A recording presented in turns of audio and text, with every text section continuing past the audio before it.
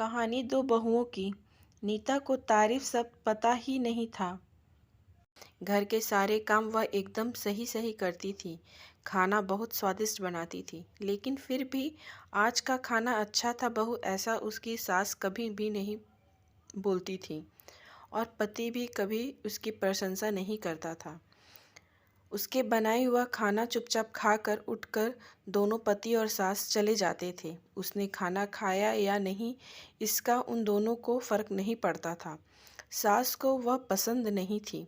उसके हाथों से ज़रा भी भूल हो गई तो सास तुरंत गुस्सा करती थी। उससे भी बुरी बात यह थी कि उसके पति और उसके बीच बातचीत ज़्यादा नहीं होती थी और उन्होंने ये चुप्पी बनाए रखी थी। वह उस पर ध्यान नहीं देता था। परदेश में पढ़ाई करने गया हुआ छोटा देवर मात्र समय समय पर नीता को फ़ोन करता था। पूछता था, भाभी कैसी हो? उसका फ़ोन आने पर नीता बहुत खुश होती थी। अपना मन हल्का करने का उचित स्थान था नीता का। कुछ ही दिनों में देवर की पढ़ाई खत्म हो गई और वह घर आया। थोड़े समय के भीतर उसे एक अच्छी नौकरी भी मिल गई।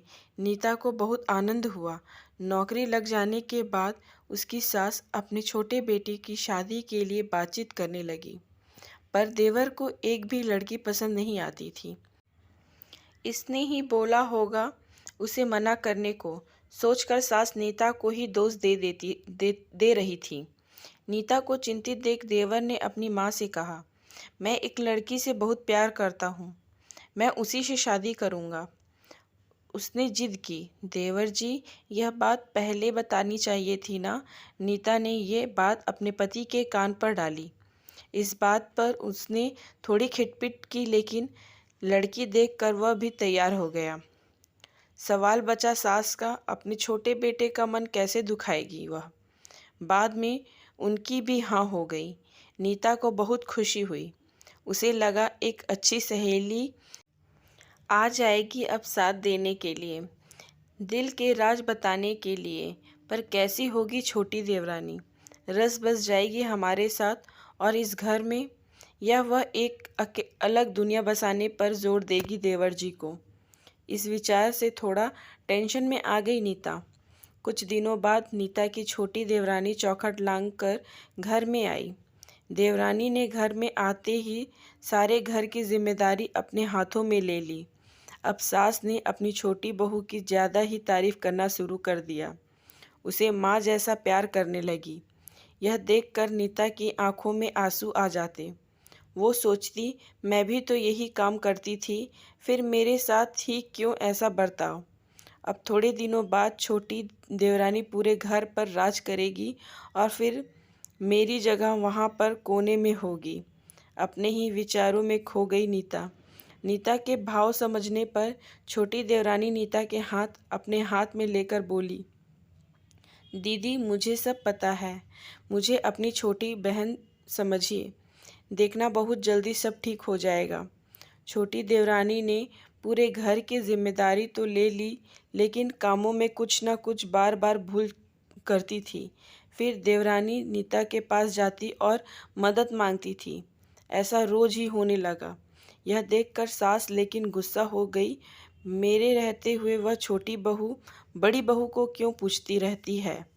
फिर सास भी रसोई घर में आकर चार काम शुरू करने लगी। धीरे धीरे वह छोटी बहू के साथ साथ अनजाने में बड़ी बहू से भी प्यार से बर्ताव करने लगी, प्यार से बोलने लगी, नए पदार्थ दोनों को सिखाने लगी, भूल समझकर समझाने लगी। अब सास और दोनों बहुओं में अच्छी दोस्ती होने लगी। इस वजह से बड़ी बहू का स्वभाव भी अच्छा होने लगा। उसके स्वभाव में खुलापन आ गया। सास भी दोनों के साथ कभी शॉपिंग तो कभी फिल्म देखने जाने लगी। वो अपनी दोनों बहुओं को सम्मान और प्यार करने लगी थी। इस वजह से घर का माहौल हंसता खेलता हो गया। इसके अलावा अपने भाई और उसकी पत्नी की बॉन्डिंग देखकर नीता का पति भी उसके साथ अच्छा व्यवहार करने लगा। यह देखकर छोटी बहू बहुत खुश हुई। दीदी घर पर पहले आप ही का हक था, ऐसा बोलकर छोटी बहू ने पूरी घर की जिम्मेदारी अपनी जेठानी को दे दी। साल भर में नीता के देवर को अच्छे वेतन और बड़ी पोस्ट पर स्थानांतरित किया गया। अब छोटी देवरानी भी अपने पति के साथ परदेश जाएगी और मैं फिर अकेले रह जाऊंगी। इतना ही नहीं, इतने सालों बाद सास का व्यवहार जो इतने सालों बाद बदल गया था, वह फिर से वही हो गया तो इस विचार से नीता डर गई। देवरानी की नीता को इतनी आदत हो गई थी कि उसके बिना घर काटने को दौड़ेगा। देवरानी के आ जाने से घर का माहौल बदल गया था। वह थी ही ऐसी खुशमिजाज और ऊर्जावान जैसे के नाम पे पता चलता है। यहाँ देवरानी की हालत भी कुछ अलग नहीं थी। उसे दुख हुआ कि यदि यहाँ रहना पड़ा तो उसे अपने पति से दूर रहना पड़ेगा। नीता के देवर की जाने की गड़बड़ और देवरानी मात्र टेंशन होने के कारण नीता सोच में पड़ी। अंत में उसने देवरानी को पूछा तो देवरानी ने जवाब दिया कि दीदी, मैं सारा दिन नए स्थान पर अकेली रहूँगी, उससे अच्छा मैं यहीं हूँ। आपके देवर को बोला है मैंने, शनिवार और रविवार की छुट्टियों में आप ही यहाँ आ जाया करें। मैं भी उनके साथ जाया करूँगी बीच बीच में, थोड़ा बदलाव के लिए। उस पर वह बोलते ही कि 6 महीनों में वापस यहाँ ही बदली करा लूँगा मैं। अपने पति की नकल करके देवरानी बोली और छोटी देवरानी भी हंसने लगी।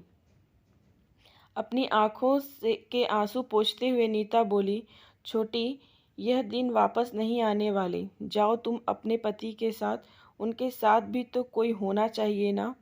दीदी, आपने मुझे बड़ी बहन का प्यार दिया, वैसे ही भैया के रूप में एक बड़ा भाई मिला।